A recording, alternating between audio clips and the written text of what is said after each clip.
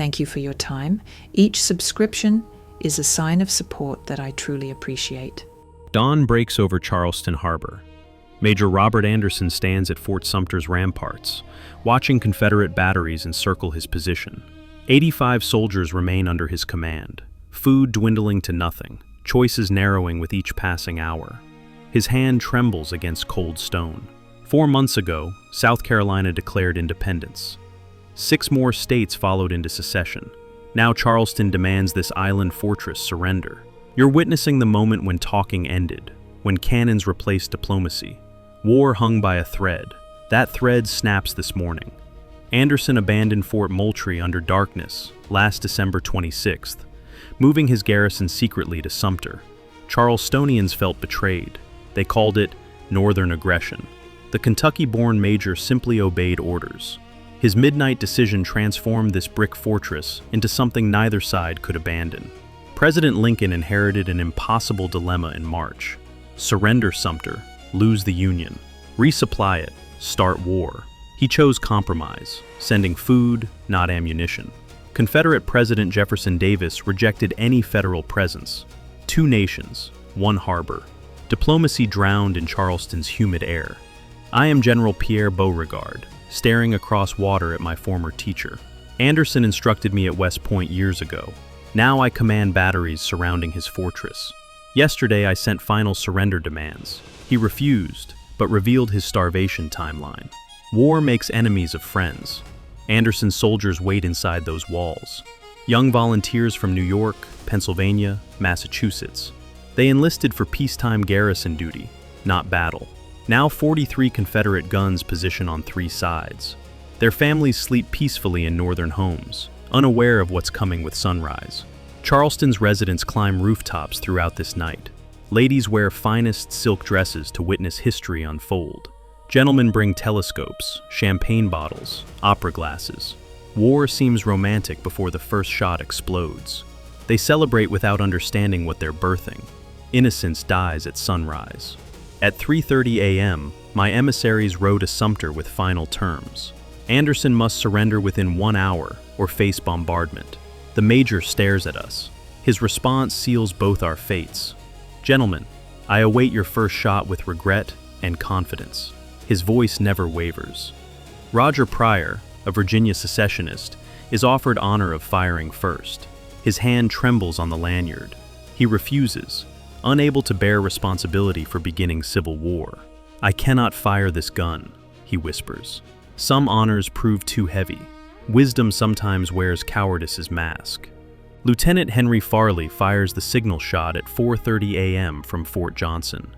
The mortar shell arcs through darkness towards Sumter. Edmund Ruffin, the 67-year-old Virginia fire eater, fires among the first volleys from Morris Island. Watch it begin. You're witnessing 4 years of bloodshed start.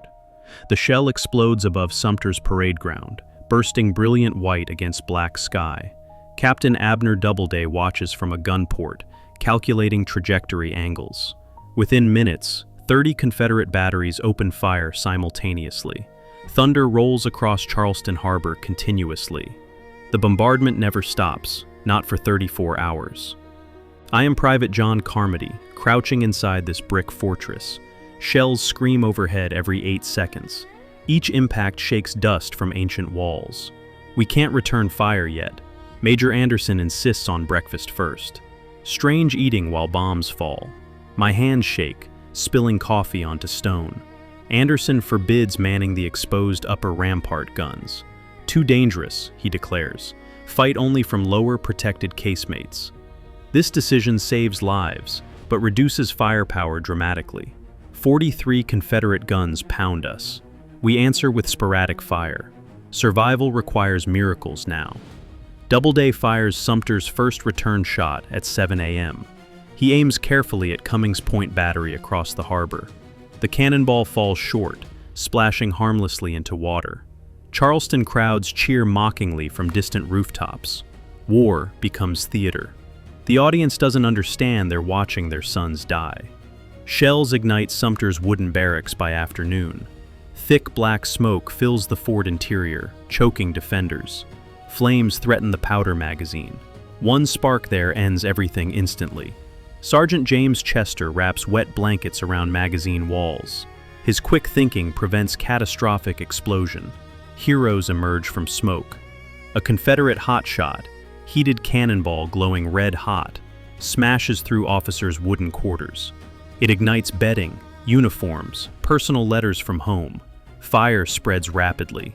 You smell burning wool, leather, paper, memory. I'm grateful for every one of you. Your subscription keeps this channel alive. Thank you. Private Daniel Huff fights flames while dodging incoming shells. Choose, save supplies or yourself. Colonel Lewis Wigfall watches from Morris Island, concerned. Sumter burns too fiercely. He sees no flags flying. Assuming surrender, Wigfall rows personally to the fort under truce flag without authorization. Beauregard never approved this mission. Individual initiative complicates warfare's rigid protocols dangerously. Wigfall doesn't care about protocol anymore. Anderson's flagstaff is shot away at 1 p.m. The garrison flag falls directly into flames. Confederate batteries cease fire immediately, assuming surrender. But Lieutenant Norman Hall nails the banner to a makeshift staff. When colors rise again, bombardment resumes viciously. Symbolic gestures carry deadly consequences always. We fired 1,000 shells. Powder supplies run critically low. The fort burns around us. Smoke suffocation threatens more than Confederate artillery now. Captain Truman Seymour watches Major Anderson decide. Continue hopeless resistance or preserve his men? Pride battles pragmatism. Conscience fights duty. Anderson chooses survival. Mary Chestnut writes in her Charleston diary, "The sound of those guns makes regular, steady thunder. She cannot sleep. Neither can anyone. This stopped being exciting hours ago. Now it's terrifying. She realizes her world is ending. The genteel South burns with Sumter." She writes faster. Wigfall reaches Sumter, waving white handkerchief frantically through gun ports. "Will you surrender?" he shouts through acrid smoke.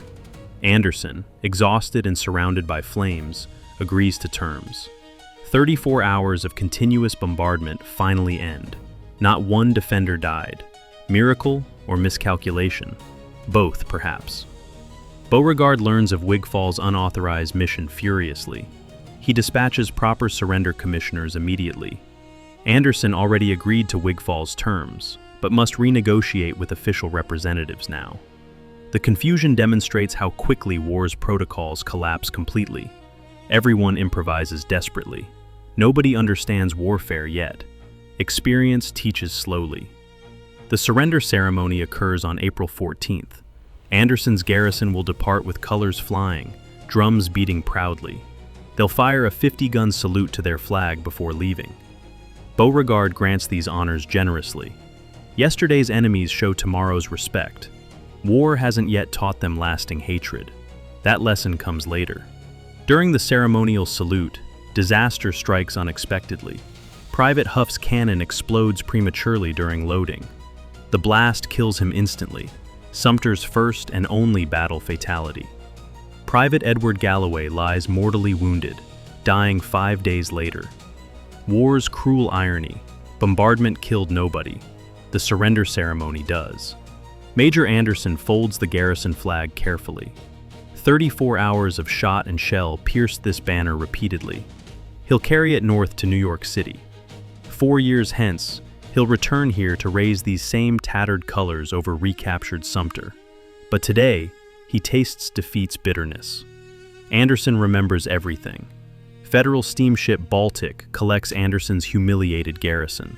Charleston crowds gather at wharves, celebrating Confederate victory loudly. Some cheer, others stand silent, realizing war's beginning. Young men from both sides will soon die by thousands. Today's celebration becomes tomorrow's mourning. Nobody truly wins. Everybody loses something precious. News reaches Washington by telegraph that evening. President Lincoln reads dispatches grimly, processing implications. He immediately calls for 75,000 militia volunteers to suppress rebellion. This call transforms Southern moderates into secessionists instantly. Virginia, North Carolina, Tennessee, Arkansas, join the Confederacy. Lincoln's response ensures total war begins. Robert E. Lee paces Arlington's floors after receiving command of Union armies. He holds the commission papers, reads them repeatedly. When Virginia secedes 3 days after Sumter, Lee tears the orders slowly. 1. Cannot raise my hand against my birthplace, he whispers alone. Geography becomes destiny. Honor demands sacrifice. Stephen Douglas, Lincoln's political rival, visits the White House immediately after Sumter falls. He pledges complete support for preserving the Union, despite his failing health. There are only 2 parties now, Douglas declares firmly: patriots and traitors. He'll die in 3 months. Former enemies unite against common threat.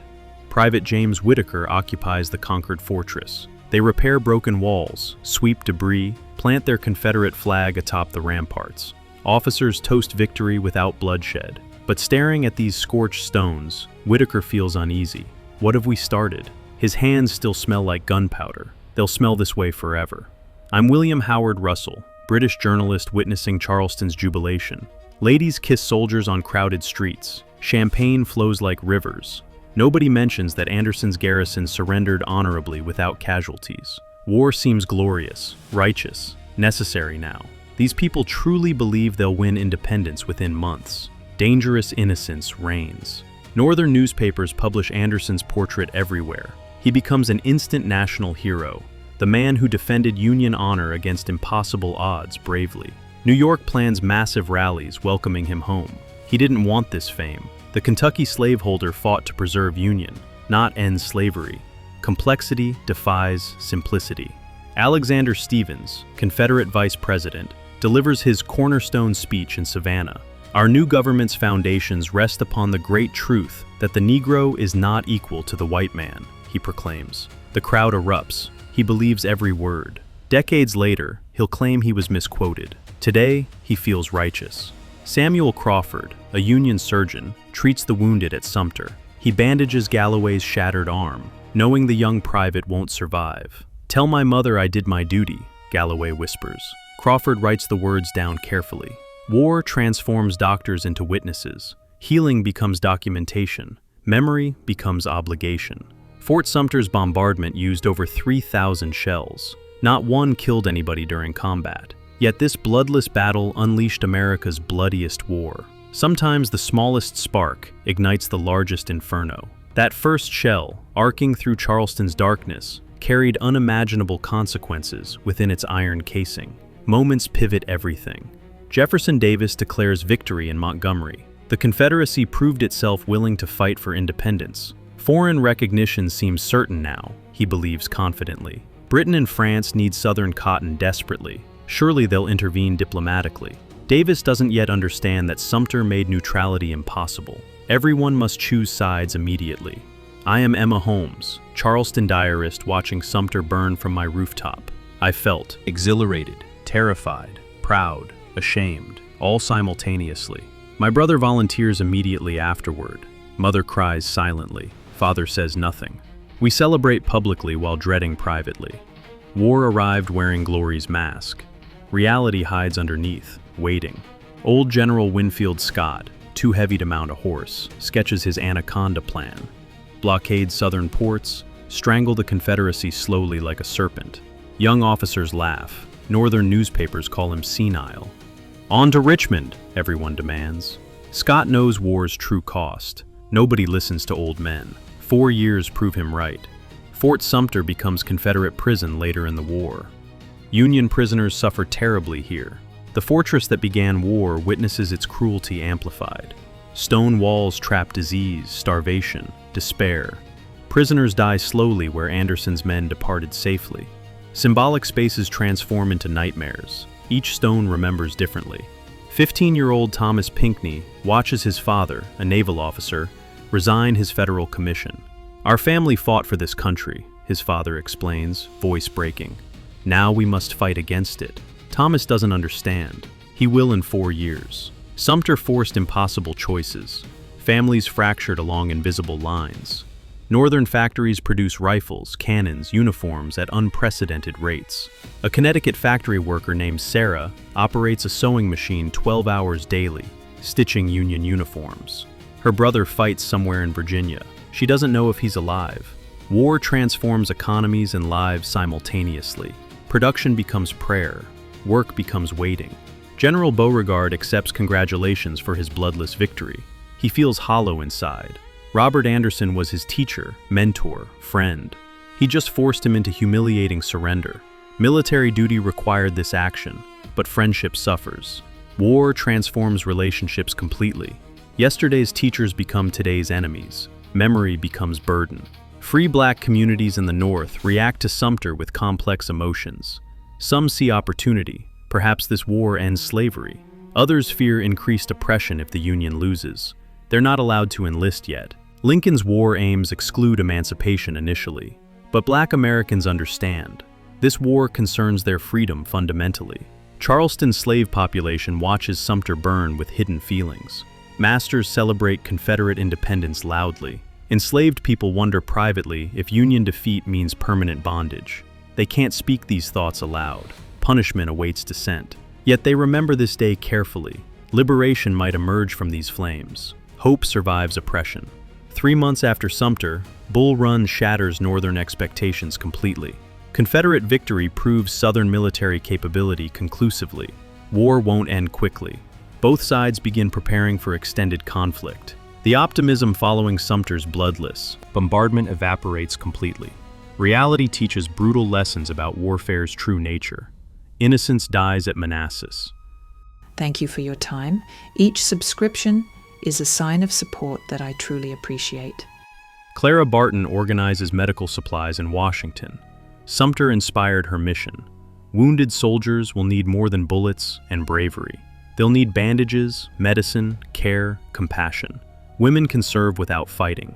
She'll carry supplies to battlefields personally. War creates opportunities for service previously unimaginable. Purpose emerges from chaos. Fort Sumter stands ruined, but symbolic throughout 4 years of war. Union forces attempt recapture multiple times. Naval bombardments strike repeatedly. The fortress withstands everything thrown at it. Neither side controls it completely. Like the nation itself, Sumter remains divided, damaged, contested, until war's end finally arrives. Symbols outlast strategies. Walt Whitman writes poetry about Sumter later. Beat, beat, drums, captures war's disruption of normal life violently. The poet understands that April morning changed everything permanently. His words try capturing what that first bombardment meant. Poetry struggles expressing the inexpressible. Some moments exceed language's capacity. Silence speaks louder sometimes. Confederate soldiers occupying Sumter realize gradually they're trapped here. Union naval blockade tightens around Charleston relentlessly. Supplies dwindle. Disease spreads. The fortress becomes prison for defenders themselves. Victory's sweetness turns bitter. They're defending ruins that mean nothing strategically. Symbolism doesn't feed hungry soldiers. Meaning starves too. Frederick Douglass watches white America stumble toward confronting slavery, finally. Sumter began political war. Eventually, this becomes war about freedom. Lincoln will issue Emancipation Proclamation after Antietam. Black soldiers will fight bravely. Sumter's flames eventually illuminate slavery's moral bankruptcy. Sometimes, war reveals truths peace obscures deliberately. Truth requires blood, apparently. By 1865, Sumter lies in complete ruins. 4 years of continuous bombardment reduced mighty walls to rubble. Yet, the flag still flies somehow. Confederate colors now. Union forces surround Charleston, preparing final assault. The fortress that began everything will witness the conclusion. Circles complete themselves eventually. Charleston falls in February 1865. Confederate forces evacuate Sumter finally. 4 years defending ruins ends quietly. No dramatic final battle occurs. Soldiers simply leave. Union forces occupy the rubble immediately. The war that began with ceremonial honor ends with exhausted abandonment. Nobody celebrates. Everybody mourns. Silence replaces thunder. Major Anderson, now retired, returns to Fort Sumter on April 14, 1865. He raises the same garrison flag he lowered 4 years prior. The ceremony marks Union victory symbolically. Anderson weeps openly. But that evening, President Lincoln is assassinated. Joy transforms into mourning instantly. Cruelest irony imaginable. Sumter's symbolism evolved throughout the war. Initially representing secession's boldness, it became endurance's emblem. Eventually, it symbolized war's futility completely. Thousands died fighting for Charleston. The city lies ruined. Was defending this pile of bricks worth such terrible cost? Survivors question everything. Answers remain elusive. Meaning dissolves in blood. A Confederate veteran visits Sumter's ruins decades later. We thought we fought for liberty. We believed our cause righteous. The old man touches scarred bricks, remembering. Slavery's stain never washes away. That first bombardment began a war that destroyed our world completely. We won the battle. We lost everything else forever. 620,000 Americans died because of what happened here at Fort Sumter. Every Civil War grave, every shattered family, every widow and orphan traces back to this harbor. The cannons that roared on April 12, 1861, echo still through American memory. Some thunder never stops completely. You might wonder why Sumter matters now. Americans still argue about states' rights versus federal power. We debate symbols, monuments, historical memory constantly. The questions Sumter raised remain unresolved. April 12, 1861 didn't end debates. It began conversations, continuing through today's headlines. Division persists stubbornly. Unity remains elusive. Roger Pryor refused to fire first. He understood something others missed. Beginnings carry eternal responsibility. Whoever started this war would bear judgment forever. Sometimes, refusing action requires more courage than acting. Pryor's hesitation revealed wisdom others lacked. He saw consequences approaching clearly. Clarity blessed him briefly. Then war came anyway. Edmund Ruffin, who fired first proudly, committed suicide in 1865 after Confederate defeat. He couldn't endure the world Sumter's bombardment created. His final diary entry cursed the perfidious, malignant, and vile Yankee race. Hatred consumed him completely. Wars beginning and ending united in one bitter man's despair. Robert Anderson died in 1871, haunted by Sumter memories. He never recovered from surrendering the fort. Though hailed as hero, he considered himself failure.